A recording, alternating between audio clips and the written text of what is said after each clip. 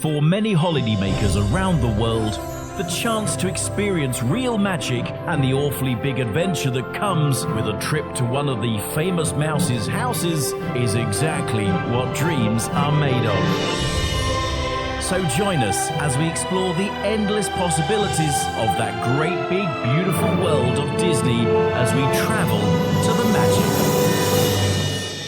Yes, hello and welcome to episode 3 of Travel to the Magic for the week of Thursday, the 17th of June, 2021. My name's Tom, and thank you for once again joining me to talk about all of the wonderful things that Disney has to offer around the globe. And in this episode, we're going to be taking a bit of a road trip to 2 of the 3 Asia Disney parks that are available to you, the Disney vacationers around the world. But before we get into that, I want to talk a little bit about using travel agents, what to look out for when booking your holiday with a travel agent, and those questions, those important questions you should be asking when booking and parting with your money for your next magical vacation. So as you know, I'm the owner-operator of Fly Mickey Travel, and we're a borderless travel agency that specialises in Disney vacations to all of the famous mouse's houses around the world, whether that's to Tokyo Disney Resort over there in Japan, Disneyland in Paris, France, heading to the original resort in Disneyland, California,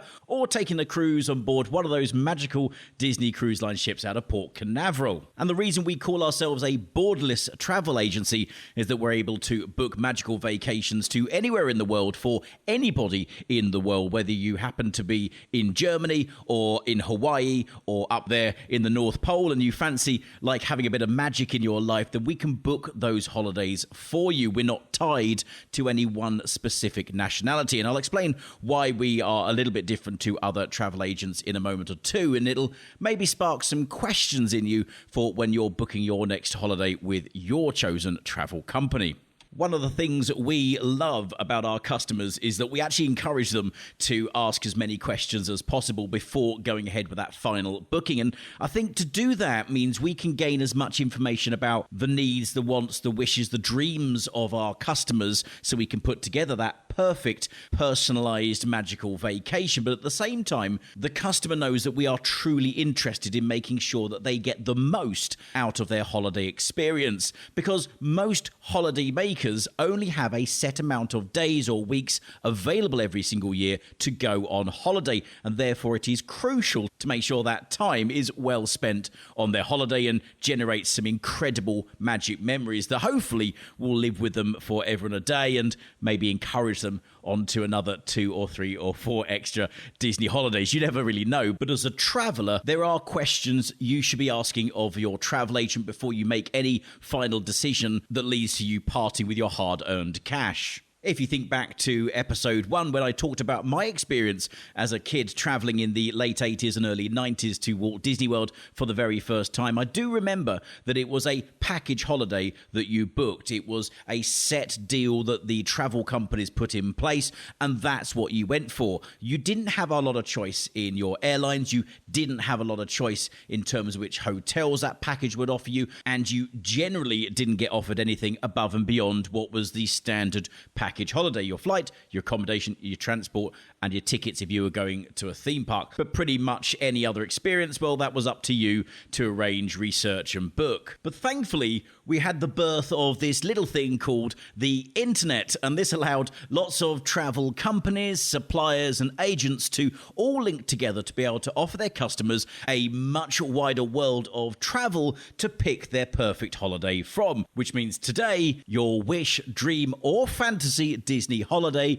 is never that far away from your reach. And all you need is a little bit of faith, trust, and a pinch of pixie dust from your friendly Disney travel agent to help package it all together. So that brings me on to those important questions that you should be asking your travel agent before parting with any of your hard-earned cash. And number 1 on my list is to find out if they really do know about the destination that you're thinking about going to. What do they specialize in? Because if your travel agent specializes, let's say, in ski vacations, are they going to be the right people to know about a Walt Disney World in Orlando vacation? Possibly. But if they specialise in ski holidays, then their attention is more likely to be on the French Alps than on Expedition Everest. And this is the exact reason here at Fly Mickey Travel we only specialise in Disney vacations, because this is what we know and that we study every single day. We keep ourselves up to date with what all the different parks around the world are doing. We read the blogs, we watch the vlogs, we listen to podcasts, and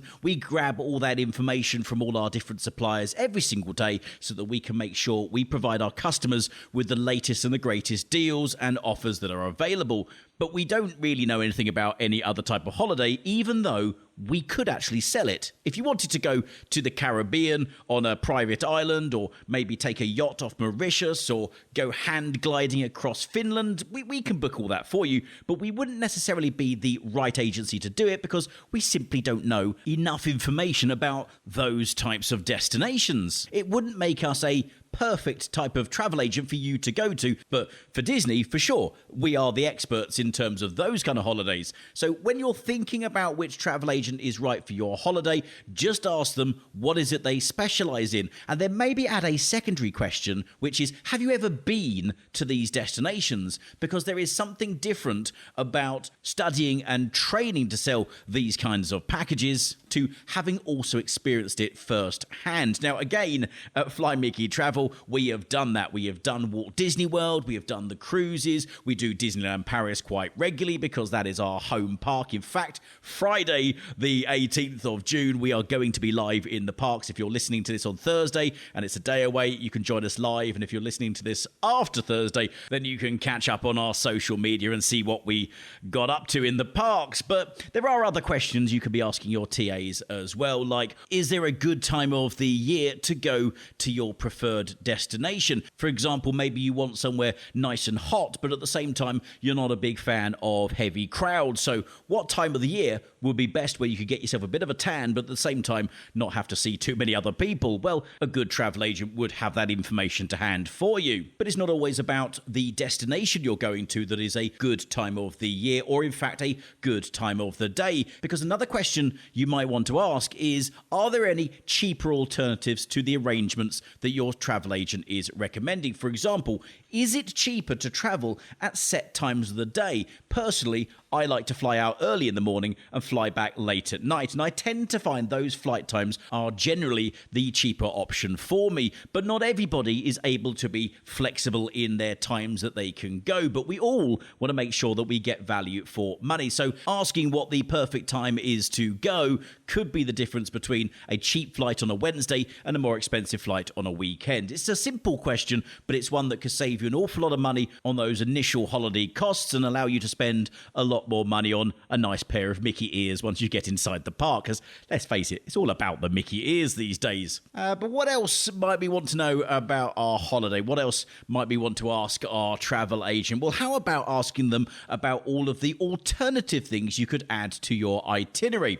For example, let's say we're going to Walt Disney World. We know that we have 4 main theme parks to go to. We have 2 water parks to go to, and there are an abundance of Disney brand hotels to choose from. And we have the Disney Springs for our retail, dining, and entertainment pleasure. But what about other things outside of the Disney bubble? Well, we talked about in episode 1 of Travel to the Magic how Visit Orlando suggests that you would need over 100 days in order to be able to do everything that the capital of entertainment has available for you. But of course, we don't all tend to go away for 100 days plus, although that would be really, really nice. But you do want to make the most of those off Disney days during your 14 or 21 day vacation. So therefore, asking your travel agent about what alternative activities and experiences could be added to your itinerary is kind of an important question. What are those ultimate to-dos to be added to your vacation to-do list? And as if I haven't said the word to-do too much in this podcast, one of those other things to add to your to-do list is to check all the additional fees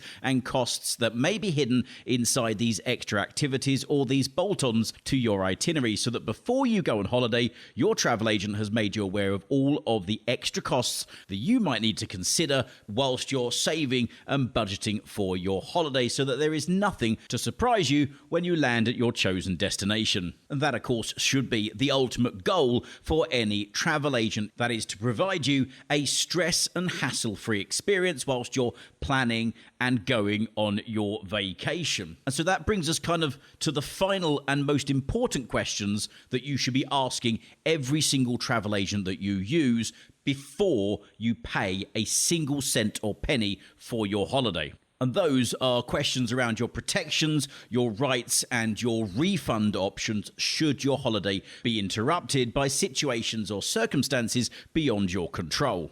So I've been looking at this predominantly from the UK side of things, as that's where we are obviously based, but we'll also be coming at this from a US angle as well. But they pretty much apply for any destination around the world that you are traveling from.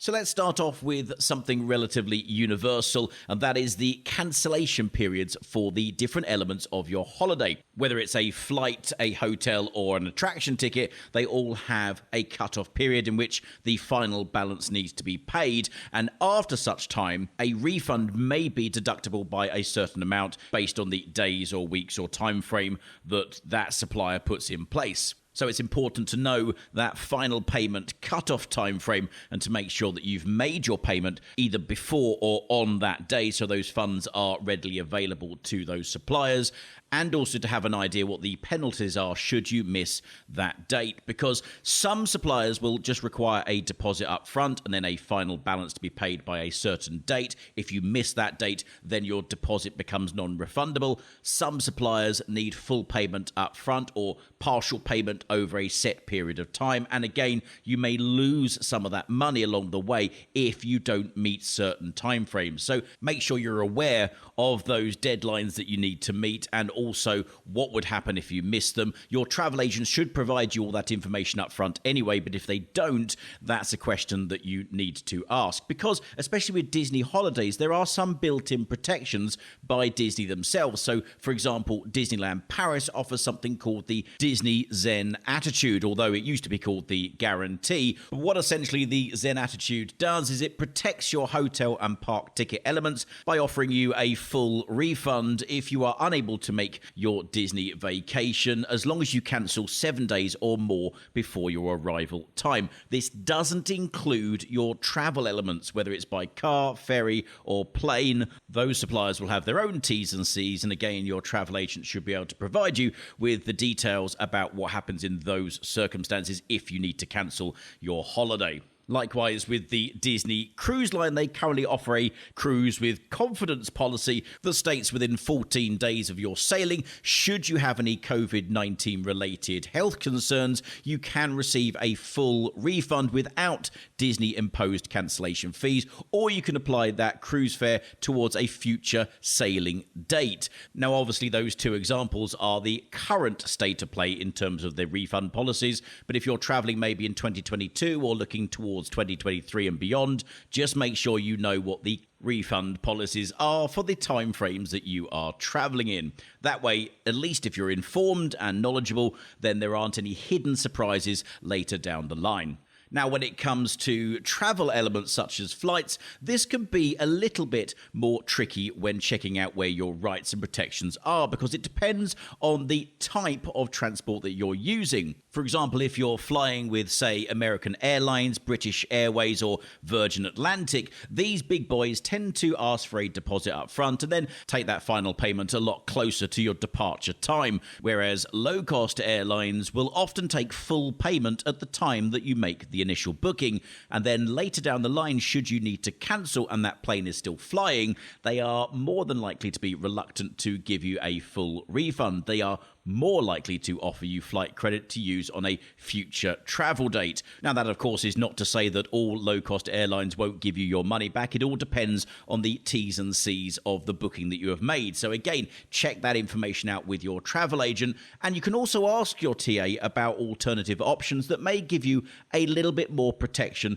on your travel requirements. For example, when we book flights for our customers, we tend to look for what's called a long ticketing flight, which basically allows us to book an airline seat for you and your family, whoever's in your travel party, with a low deposit that is held in trust, and I'll explain what that means in a moment or two, as the airline doesn't require that ticket to be paid for until a much closer to departure date. Now, obviously, that's not a one-fit-all solution for every destination around around the world, because some places will only be able to use low-cost airline carriers to get you from A to B, and therefore that may be the only option to book for your holiday. But where possible, your travel agent should be providing you with the best possible transport options that require the lowest deposit up front and the biggest protections overall. Because I don't know about you, but for me, I think I would prefer to pay a little bit more on top of my overall holiday package for a much lower deposit up front that gives me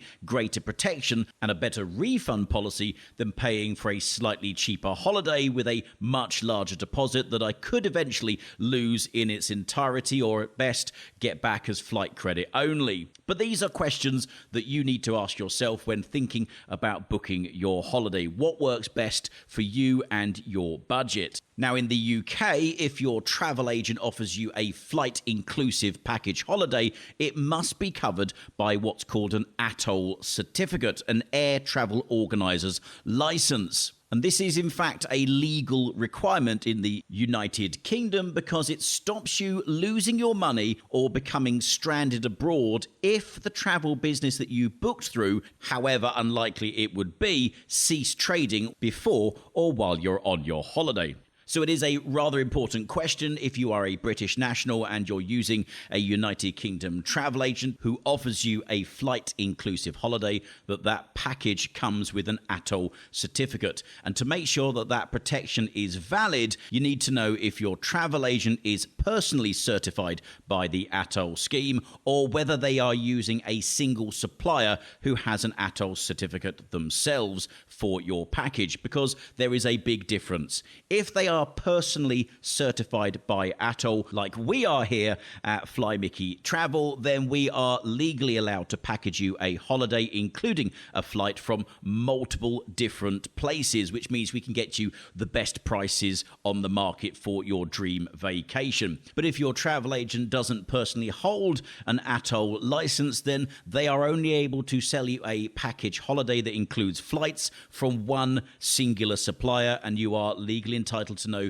who that supplier is. If they try to sell you a holiday that has a flight from one company and a hotel from another company and a transfer from a further company, then this may not be lawful and you may not be protected under the Air Travel Organizer's License Scheme. But I would like to note that most reputable travel agents in the United Kingdom are certified by ATOL. Just watch out for those rare few who will try to sell you a flight-inclusive holiday that may not give you those protections provided under the law in the United Kingdom. Now, you may have seen some travel agents in the United Kingdom and also around the world displaying an IATA number. This is an International Air Transport Association number. They are a trade body who are there to assign and regulate the world's international airline industry. And while being a member of that trade association, the IATA is a great thing to have on your CV, it doesn't offer you any level of protection should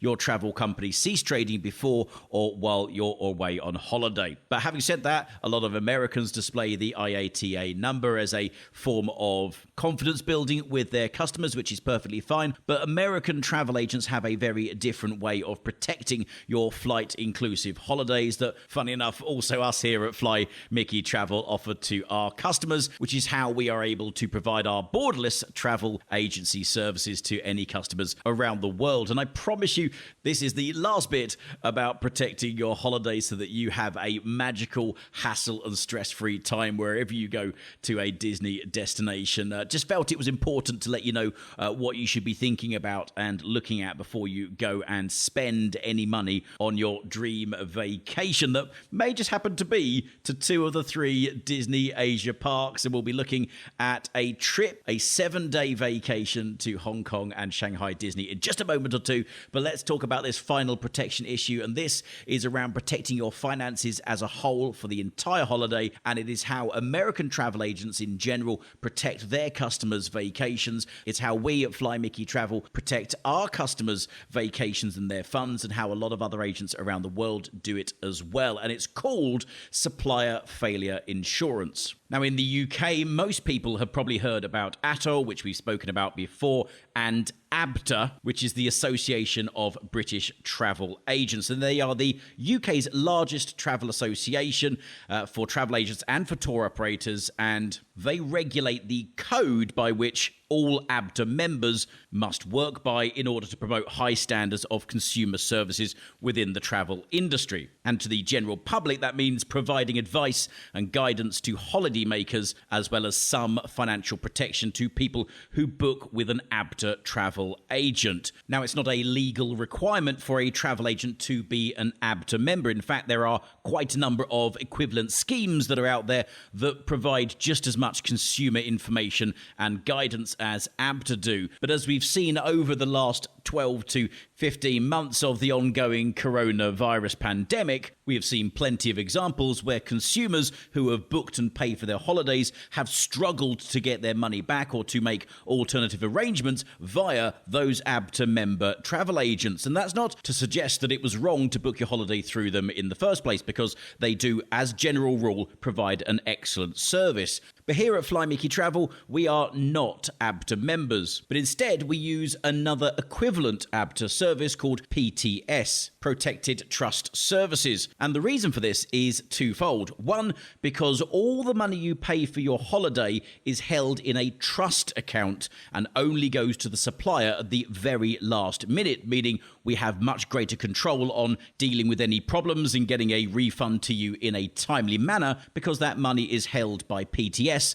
and not in the pocket of the suppliers, which is a good thing, because we have seen plenty of examples again over the pandemic period where certain airlines or travel operators have been very slow to give people their money back, or to even agree that they are entitled to that money back because of issues to do with COVID. So in this instance, your money is fully financially protected in a trust account and is not released until the very last moment that it needs to go. Hence another good reason for picking long ticketing airline flights, because these don't need to be paid for until really close to when you go on holiday, which means we got greater control on cancelling those flights and getting that money back to you. Same as hotels and other elements as well. We will choose refundable bookings as opposed to pay now and you're done and dusted. A lot more protection for the consumer.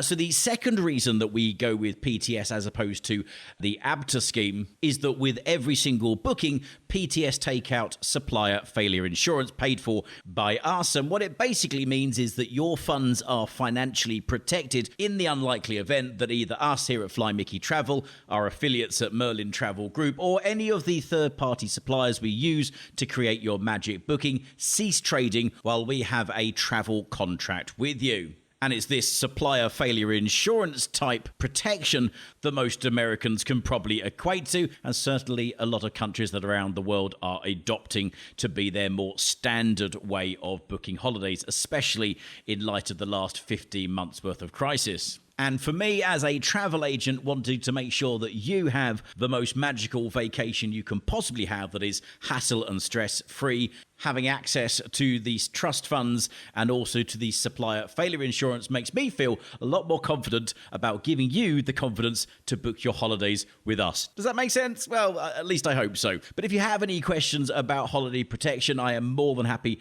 to answer those. Just ping us a message on social media or head over to our website, flymickey.com.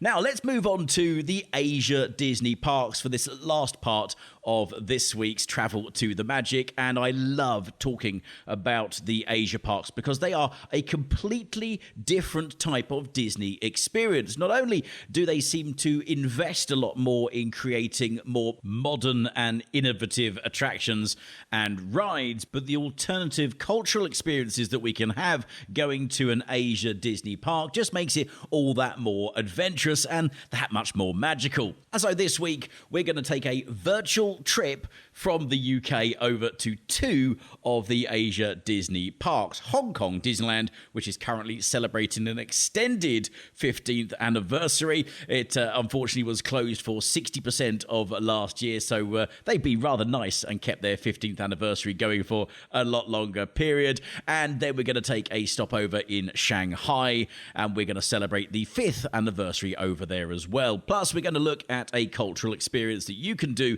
in each one of those locations too. So what I've done is I've picked my favourite time of the year to plan this holiday in. That's December. I absolutely love going to a Disney park during this festive time of the year. It's based on two adults sharing, and although this is a hypothetical travel experience, I would like to point out that the price that I will quote for this package holiday is subject to change, as it's quoted from a live system. It's just there to give you an idea of what this experience could cost you. Now, it will be in Great British pounds, but I'll do a bit of an exchange into United States dollars as well, so you get a bit of a comparison of what this kind of holiday could cost you. So this hypothetical holiday is a 7-night vacation to two Disney parks from the 11th to the 18th of December 2021 for two adults, as mentioned before. It takes in 3 separate flights, 2 hotels, 2-day entrance tickets to each of the Disney resorts, a cultural experience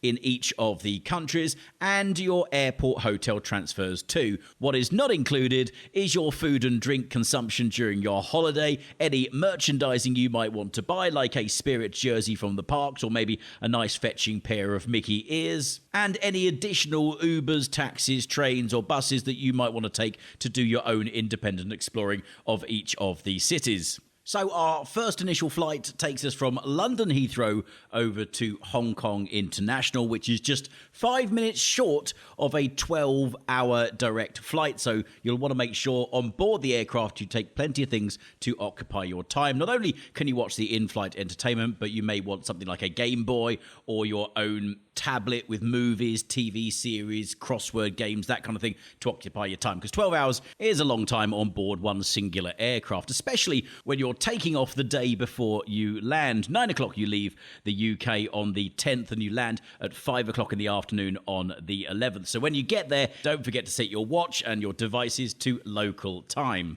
Now, I've been rather generous on this trip and booked 2 Disney brand hotels for you, but if you want to bring the overall cost of the package down, there is an abundance of local good quality hotels, 3, 4 and 5-star local hotels that you can choose from in both of the cities that can cater for a whole wide range of different customer needs. But for this trip, your first destination hotel is in fact the Disney Explorers Lodge on property at the Hong Kong Disneyland Resort, where each of the accommodations is styled to the 4 unique tropical climates of Asia, Oceania, South America, and Africa, and where you can taste cuisines from over 5 different continents as well, and take a dip in an extremely large outdoor pool where you can relax after your busy adventuring in the parks each day. Now, talking of the parks, this trip comes with 2-day tickets each to enjoy the one singular park at the Hong Kong Disney Resort. And as I mentioned before, we are going during my favourite season, which is Christmas,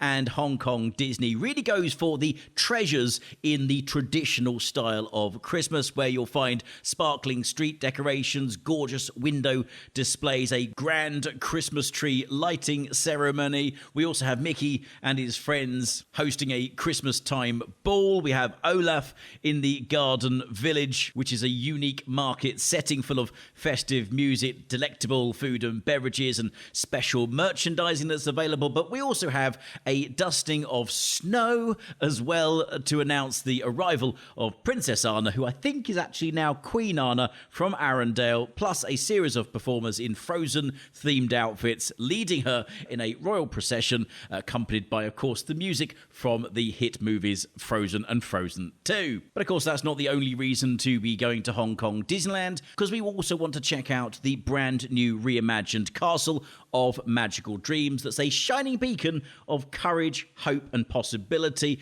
that pays tribute to 13 inspiring stories of princesses and queens who have overcome adversity to make their own dreams come true, and a real inspiration to all who dare to dream big. I love that statement from Disney.